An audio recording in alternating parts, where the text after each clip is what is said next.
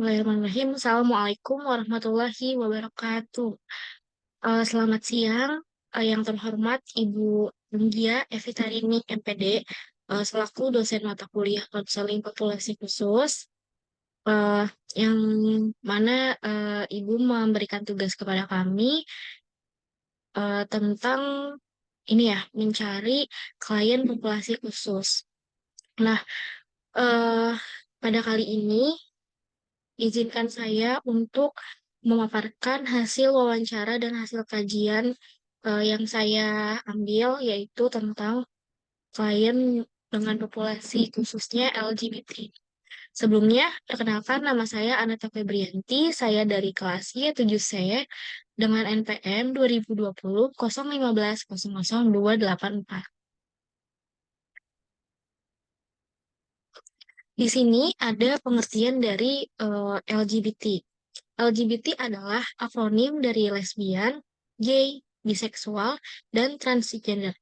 Istilah ini digunakan semenjak tahun 1990-an dan menggantikan frasa komunitas gay. Jadi, sebelumnya itu namanya adalah komunitas gay sebelum menjadi LGBT karena eh, istilah ini itu lebih mewakili kelompok-kelompok yang telah disebutkan kayak LGBT gitu kan. Lesbian, gay, biseksual, dan transgender. Nah, adapun pengertian dari lesbian. Lesbian itu adalah eh, istilah bagi perempuan yang mengarahkan orientasi seksualnya kepada sesama perempuan. Lalu ada gay. Gay itu adalah istilah untuk laki-laki yang mengarahkan orientasi seksualnya kepada sesama laki-laki. Jadi di sini ada dua eh, perbedaan ya antara lesbi sama gay. Maksudnya kalau lesbian itu dia sama perempuan gitu sukanya. Terus kalau gay itu sama laki-laki.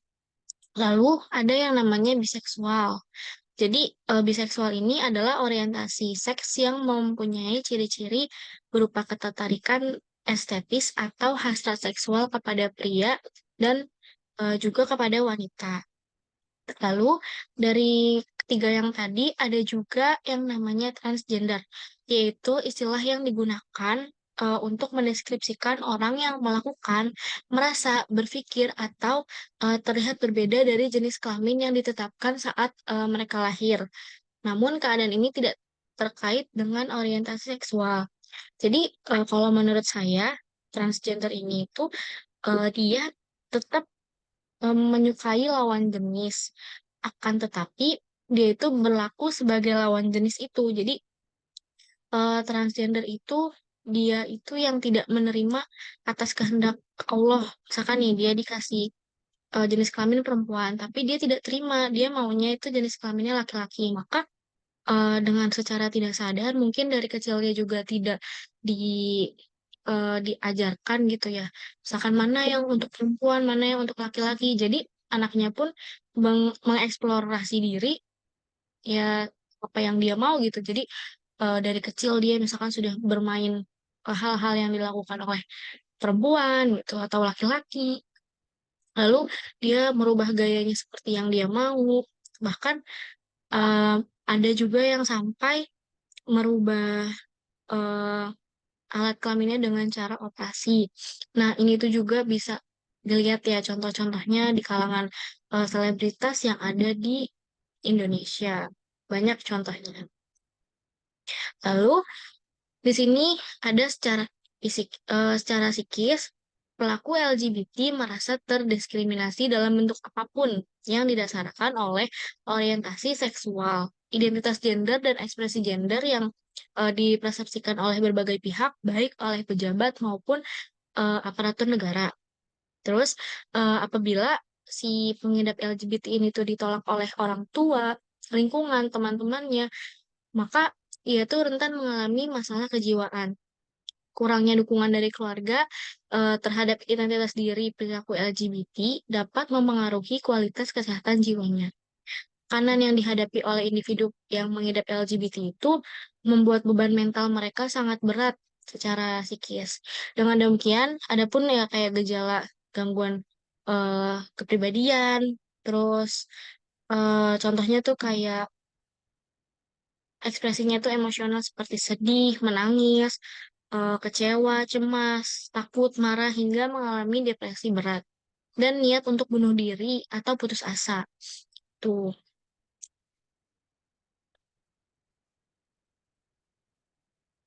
Oke, di sini ini hasil wawancara saya dengan orang yang identitasnya saya samakan. Di sini nama samaran atau inisialnya itu adalah YI, tempat tanggal lahir di Jakarta 6 Agustus 1999, alamatnya di Jakarta, anak ketiga. Jadi mungkin bisa saya jelaskan dulu, si YI ini adalah seorang perempuan yang mana dia itu mempunyai trauma yang sangat mendalam akan masa lalunya ketika menyukai lawan jenis, yaitu laki-laki lawan jenisnya. Jadi YI ini tuh dulu kerap disakiti oleh eh, pasangannya, lalu mengalami trauma yang sangat mendalam sehingga tidak mempercayai lagi atau memiliki trust issue terhadap lawan jenis. Tuh. Nah, di sini ada deskripsi karakteristik lesbi hasil wawancara saya, yaitu memiliki ketertarikan pada sesama jenis. Jadi, si YI ini menyukai sesama jenisnya, yaitu perempuan. Dia memiliki teman perempuan, lalu ia merasa tertarik, merasa nyaman, merasa terlindungi oleh si perempuan juga itu. Makanya dia memiliki ketertarikan. Sebenarnya menurut saya emang nggak ada salahnya sih kalau misalkan perempuan cerita ke sesama perempuan, tapi tergantung bagaimana kita menyikapinya. Kan emang berlebihan juga tidak baik ya, makanya terjadilah seperti ini gitu karena nyaman, karena takut sama lawan jenis, jadinya dia sama-sama menyukai lawan jenis. Lalu dukungan dari lingkungan atau memiliki identitas yang sama. Jadi si YI ini sebenarnya untuk di lingkungan keluarganya mungkin kalau lingkungan keluarganya tahu ya lingkungan keluarganya juga pasti akan memberitahukan hal yang baik kepada YI. Akan tetapi keluarganya YI ini berada di kampung sedangkan YI berada di Jakarta, lebih tepatnya dia merantau dan tinggal sendiri di Jakarta. Jadi, eh, keluarga YI tidak mengetahui hal yang sedang terjadi kepada YI. Mungkin kalau misalkan keluarganya YI tahu, pasti akan diberitahu dan dilarang untuk hal seperti ini. Lalu, atau memiliki identitas yang sama. Jadi, eh, ini saya menyebutnya pasangan YI ya. Pasangan YI itu juga seorang perempuan, yang mana dia juga sama-sama memiliki trust issue terhadap eh, laki-laki gitu ya di mana dia disakiti juga, terus dia menemukan si Yai ini. Nah, timbullah rasa keduanya rasa nyaman dan teman-temannya yang lainnya tahu tapi belum memberitahu gitu. Belum maksudnya kayak eh belum menasehati secara ini tuh nggak baik gitu, ini tuh nggak boleh gitu. Lalu ada merasakan kenyamanan di hubungan yang terkesan romantis. Jadi si Yei dengan pasangan ini menganggap hubungan dia adalah hubungan yang normal dan eh, romantis gitu. Jadi kenapa sih dia juga sering nanya, emang kenapa sih kita kan eh, nyaman gitu? Emang nggak boleh ya saling memiliki rasa cinta gitu sama jenis. Sedangkan kan emang makhluk itu difitrahkan untuk mencintai gitu ya. Tapi di fitrahnya itu bukan sesama jenis, akan tetapi ya lawan jenis yaitu laki-laki dengan perempuan, perempuan dengan laki-laki, bukan perempuan dengan perempuan, laki-laki dengan laki-laki. Nah, si ini dengan pasangannya merasa hubungannya itu sangat romantis, jadi tetap ya percaya diri aja gitu, karena merasakan kenyamanan satu sama lain dan di sini posisinya yaitu adalah laki-laki dan pasangannya itu adalah perempuan, seolahnya seperti itu. Jadi si Y ini dulu dia itu orang yang terkesan bucin dan perempuan pasangannya ini tidak apa ya, tidak terbalaskan gitu cintanya dulu. Jadi didapatkan di YI. Lalu ada faktor utama ketika menyukai lawan jenis. seperti faktor yang di awal saya sebutkan, YI ini adalah orang yang mengalami trauma terhadap lawan jenis. Jadi eh, pas saya tanya memang kenapa gitu traumanya, ya karena lawan jenis ini maksudnya pasangan dia yang normal ya, maksudnya pasangan dia yang laki-laki waktu itu eh, cenderung tidak peduli terhadap YI dan bahkan terkesan hubungannya itu adalah hubungan toksik atau yang beracun. Contohnya seperti laki-lakinya kasar, baik fisik maupun verbal gitu. Terus eh ya pokoknya tuh YI itu selalu tidak merasa dihargai dan ya ketika mereka sudah apa ya di ujung atau renggang gitu hubungannya, YI itu selalu diganggu seperti eh laki-lakinya waktu itu bilang YI, "Hmm, maafin saya gitu, saya akan menjadi yang lebih baik." Tapi ya itu trauma karena ini itu udah hal yang kesekian kalinya gitu, walaupun laki-lakinya berusaha terus-menerus nyamperin YI, dan itu pun juga sebenarnya menambah trauma YI gitu, karena kan dia sudah eh, sakit hati gitu, dan disamper-samperin juga itu kan ya benar-benar trauma. Jadi YI tidak bisa benar-benar menerima laki-lakinya tersebut. Hanya saja karena trauma yang mendalam YI ini, jadi menjadikan YI tidak menyukai lagi lawan jenis. Padahal kalau misalkan memang bisa disembuhkan secara dirinya sendiri, dia bisa lagi menyukai lawan jenis. Mungkin itu ya untuk bantuan kita nanti. Lalu ada permasalahan yang sering muncul.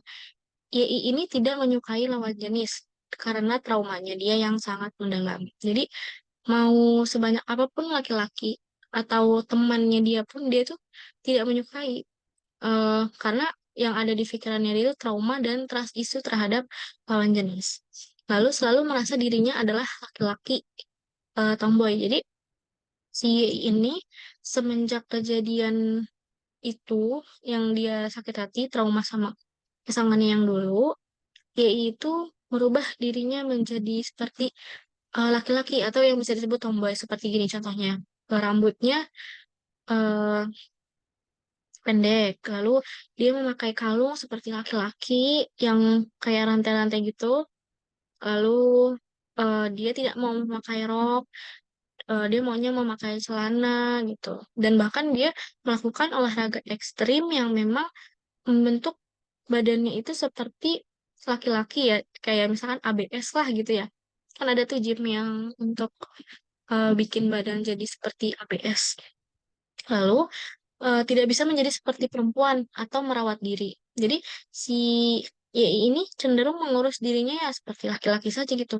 Eh, yang tidak seperti perempuan pada umumnya kan, kalau perempuan yang lain tuh mau make up, terus mau merawat diri seperti memakai toner, pencuci muka, terus memakai masker gitu-gitu ya. Nah, YI ini tidak mau, malah enggan. Bahkan kan kalau perempuan yang lainnya, misalkan disuruh pilih bawa handphone atau bawa lipstick, lebih milih pakai lipstick kan itu, membawa lipstick. Tapi YI ini tidak sama sekali mau untuk merawat dirinya seperti perempuan pada umumnya. Lalu saya tanya juga kenapa waktu itu rambutnya dibondol, karena ya dia bilang gak mau ngurus kayak perempuan gitu. Kan bisa aja gitu walaupun mau seperti laki-laki tapi rambutnya panjang gitu. Tapi dia tidak mau mengurus rambutnya juga. Lalu cenderung takut dengan lawan jenis. Walaupun dia bergaya seperti laki-laki, sebenarnya ketika dia bergaul dengan laki-laki itu tuh ada eh, apa ya, kayak rasa takut dalam diri dia hal yang sama terulang lagi. Bahkan dia bukan cuma takut ketika laki-laki itu menjadi pasangan, tapi ketika menjadi teman pun dia tetap merasa ketakutan. Lalu ada kesehatan mental yang rendah. Karena masalah seperti ini, YI itu cenderung memiliki apa ya, kesehatan mental yang rendah tuh eh, seperti kayak capek, lelah akan hidupnya dia, dan kadang dia tuh sempat ingin mengakhiri hidupnya gitu dengan cara ya bunuh diri karena dia merasa benar-benar tersakiti gitu ya. hal yang udah berkali-kali diulangin tapi ya diulangi lagi gitu sama pasangannya yang sebelumnya. Lalu eh terlalu menutup diri sehingga merasa kesepian. YI pernah merasa kesepian ketika masih bersama pasangannya yang dulu dan eh sebenarnya lingkungannya YI itu ingin gitu ya, mau. Dan YI pun juga ada yang mendekati, tapi YI sama sekali tidak mau menerima orang lain gitu. Dia terlalu menutup diri. Padahal dia juga sebenarnya merasa kesepian dan ingin merasa disayangi. Namun sayangnya dia mendapat rasa senang, rasa bahagia, rasa apa ya namanya, ramai di hatinya dia tuh dengan perempuan yang saat ini menjadi pasangannya. Gitu. Lalu ada analisis kebutuhan klien LGBT, kurang perhatian dari keluarga yang pertama.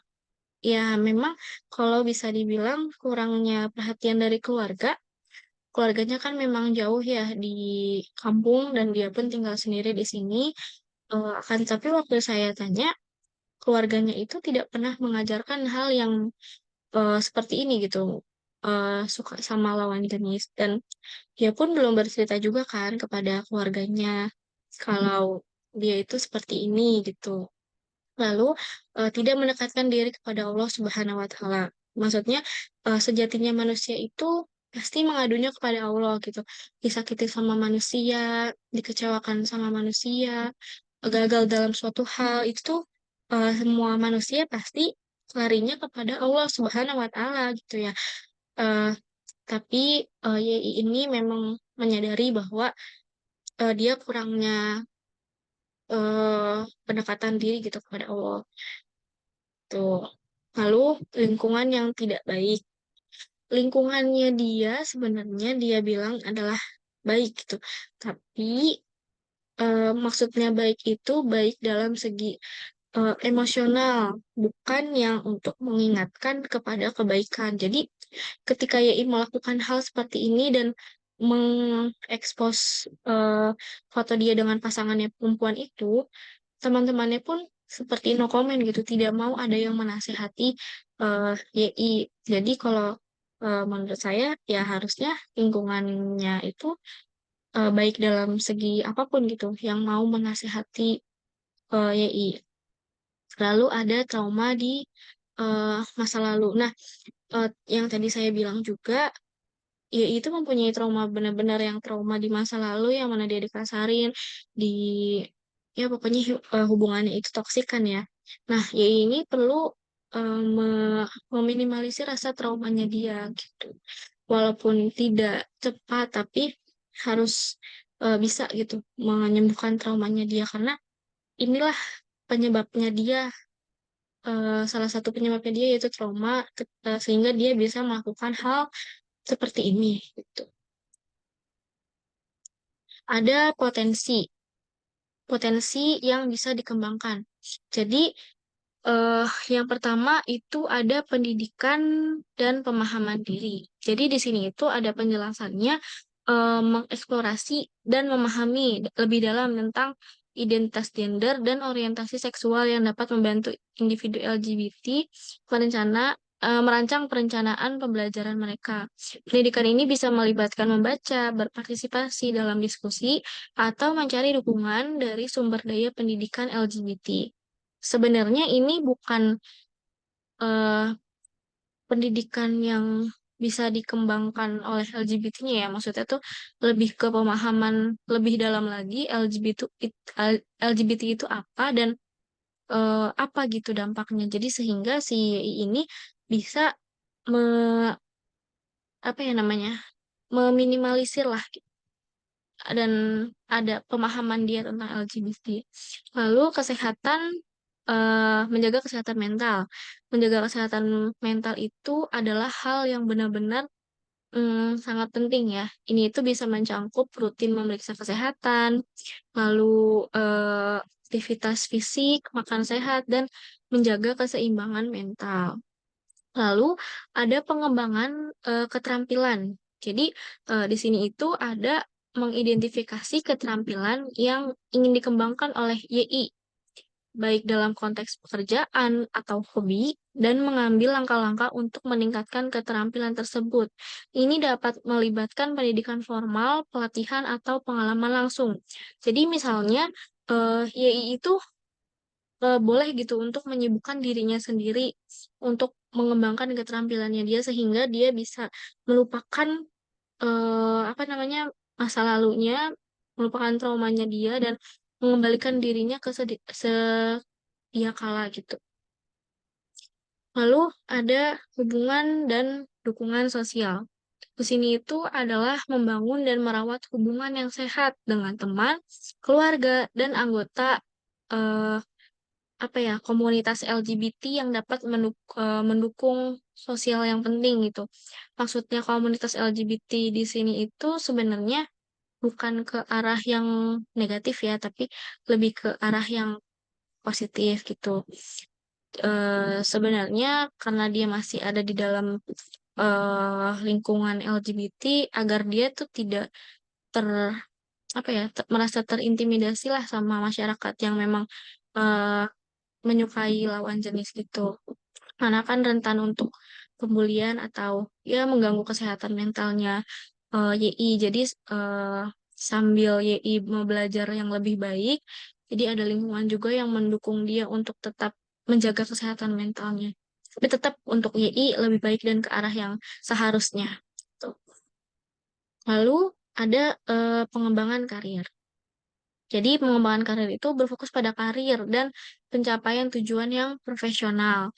Ini dapat mencakup pendidikan lanjutan, pelatihan, dan mengejar peluang kerja yang sesuai dengan minat dan keterampilan. Jadi, YI itu di sini bisa menyibukkan dirinya dengan cara mengembangkan karirnya, pekerjaannya secara profesionalitas. Jadi sehingga YI itu bisa gitu kembali menjadi manusia eh, yang seharusnya.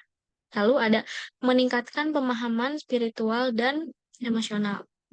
Jadi ini itu sangat penting ya menurut saya karena untuk spiritual dan emosional ini kalau di bagian spiritual itu lebih menenangkan karena ya manusia punya masalah sama siapa pasti larinya kepada Sang Pencipta gitu, berdoa kepadanya gitu kan, meminta kepadanya, mengeluh kepadanya gitu. Dan untuk yang emosional ini dia supaya dia bisa tahu ketika dia merasa sedih, senang, dan lain-lain dia itu harus melakukan apa. Jadi sehingga meminimalisir eh, hal-hal yang tidak diinginkan atau hal-hal yang negatif yang YI lakukan.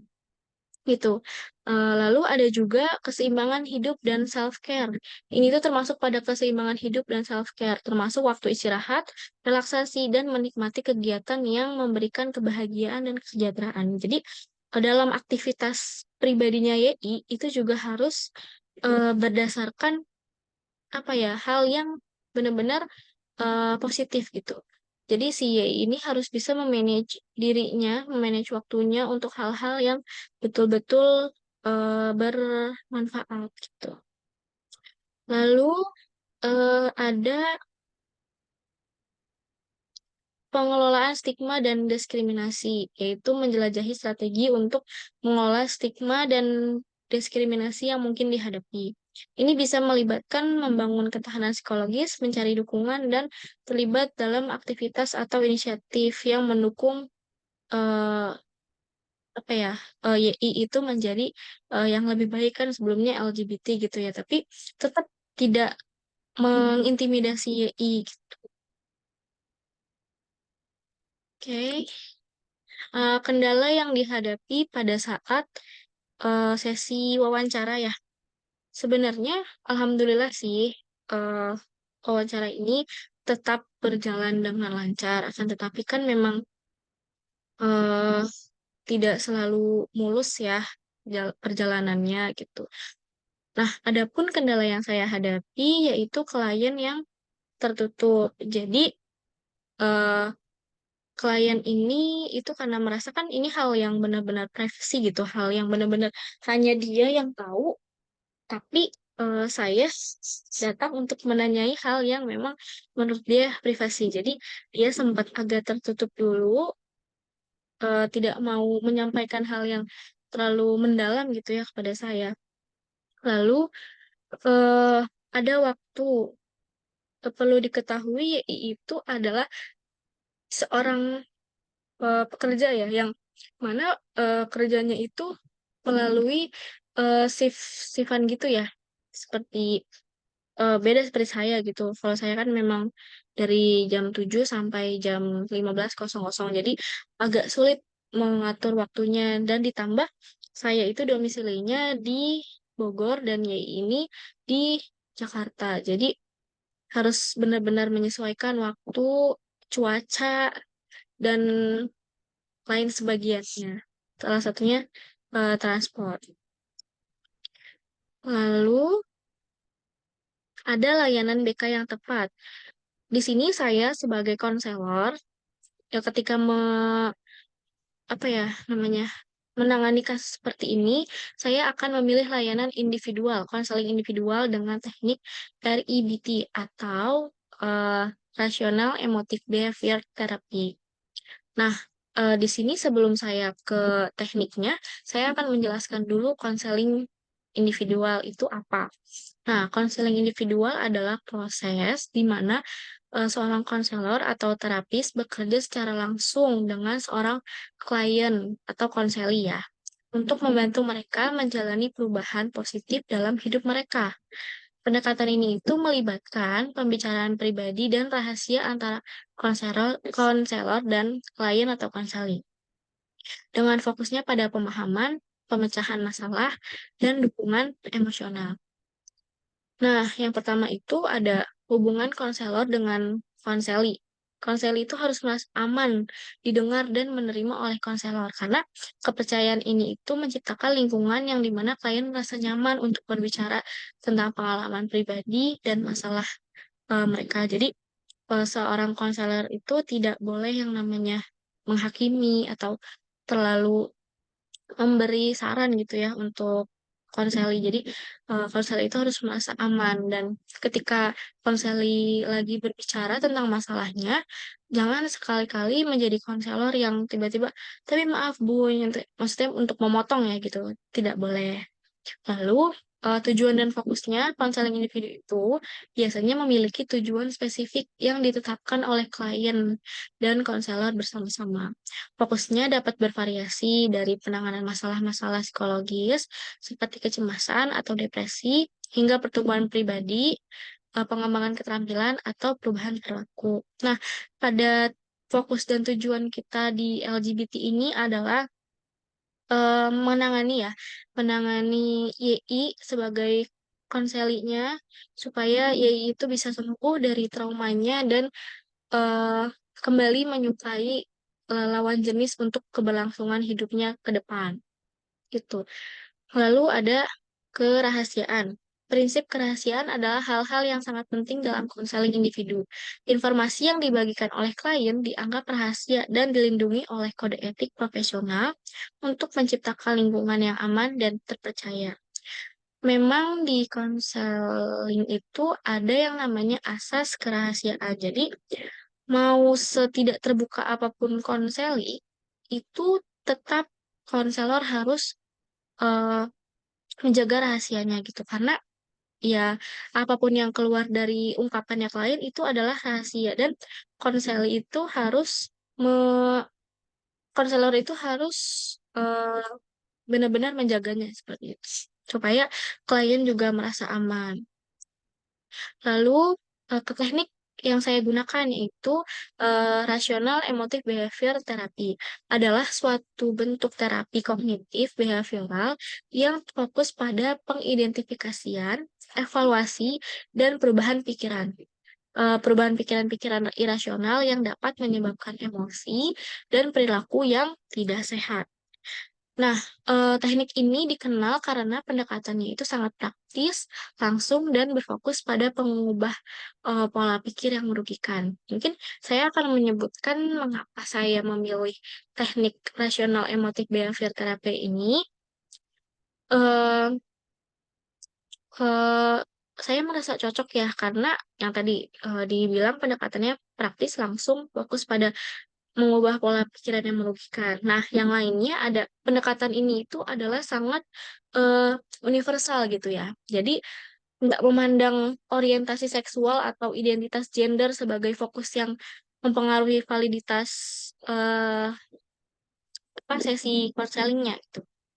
Pendekatan ini tuh benar-benar bersifat universal yang dapat diterapkan pada berbagai konteks dan populasi termasuk komunitas LGBT ini gitu. Jadi nggak pilih-pilih konseling gitu ya, nggak pilih-pilih klien tuh. Lalu yang jelas mengatasi stigma dan diskriminasi. Jadi individu LGBT ini sering banget tuh menghadapi yang namanya stigma atau diskriminasi RIB, maksudnya menghadapi stigma dan diskriminasi. Jadi teknik ini tuh dapat membantu mengidentifikasi dan mengatasi pikiran irasional yang mungkin muncul akibat pengalamannya dia atau rasa trauma yang mendalam gitu. Serta membantu juga mereka untuk mengembangkan ketahanan mental dan emosionalnya mereka. Jadi mereka tidak merasa terintimidasi. Lalu ada pembahasan identitas dan orientasi seksual. Jadi di teknik ini memungkinkan si YI ini untuk menjelajahi dan mengatasi pikiran-pikiran yang berkaitan dengan identitas gender dan orientasi seksualnya mereka. Ini termasuk pekerjaan yang terhadap menerima diri gitu ya dan mengatasi eh, tekanan-tekanan sosial atau internal terkait dengan identitasnya YI atau mereka yang mengidap LGBT. Lalu fokus pada tanggung jawab pribadi. Jadi teknik ini itu menekan pada pribadinya mereka masing-masing, tanggung jawabnya mereka masing-masing dengan mengelola emosi dan perilakunya mereka. Jadi ini tuh dapat membantu individu yang mengidap LGBT merasa lebih berdaya dan memiliki kendali atas hidupnya mereka, terlepas dari tekanan sosial atau ekspektasi masyarakat. Gitu. Jadi eh mereka tetap mengeksplorasi diri mereka, akan tetapi kita tetap memberitahunya. Lalu mengubah pikiran irasional. Jadi teknik itu teknik ini tuh membantu individu mengidentifikasi pikiran-pikiran eh, irasional atau tidak rasional yang dapat menyebabkan emosi negatif atau perilaku maladaptif.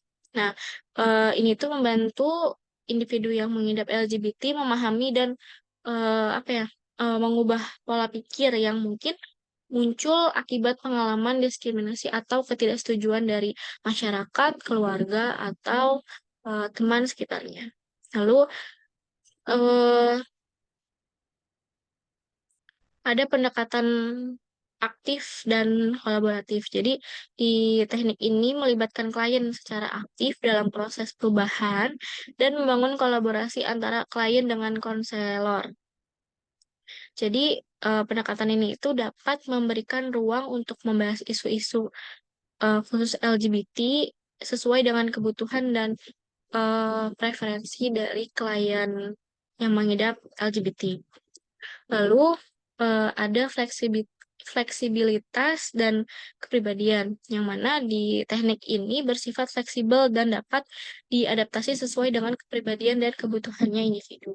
Yang mana mungkin terapis atau konselor itu bisa menyusun sesi terapi yang relevan dan bermanfaat bagi klien yang mengidap LGBT tanpa mengorbankan integritas.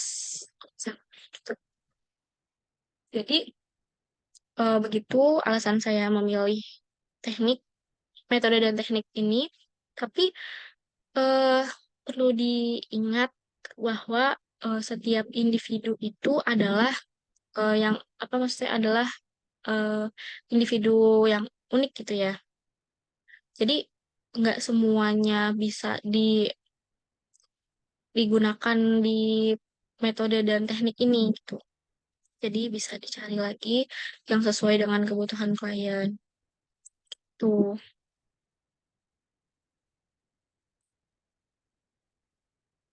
Oke, mungkin segitu saja yang dapat saya sampaikan. Saya mengucapkan Terima kasih kepada Ibu Anggia, Ibu Anggia Iftarini MPD yang telah memberikan saya tugas ini gitu. Karena sebenarnya awalnya saya takut Bu untuk memulai tugas ini. Tapi karena amanah dan tanggung jawab dari Ibu, saya memberanikan diri untuk apa namanya melakukan sesi wawancara ini. Tuh, karena sejujurnya saya takut karena kan sama perempuan ya Bu ya. Dan saya juga belum menjadi konselor yang benar-benar eh, resmi gitu ya. Jadi takut ada sesuatu hal karena kan sesama perempuan takutnya dia suka sama saya atau seperti apa gitu. Tapi yang jelas saya sudah melakukan tugas ini dengan sungguh-sungguh. Berterima kasih banget sama Bu Anggia. Mungkin dalam kajian ini masih banyak kesalahan, masih banyak eh, ketidakbetulan ya Bu ya. Jadi mohon dimaklumi saja. Eh, Kurang dan lebihnya mohon maaf. Assalamualaikum warahmatullahi wabarakatuh.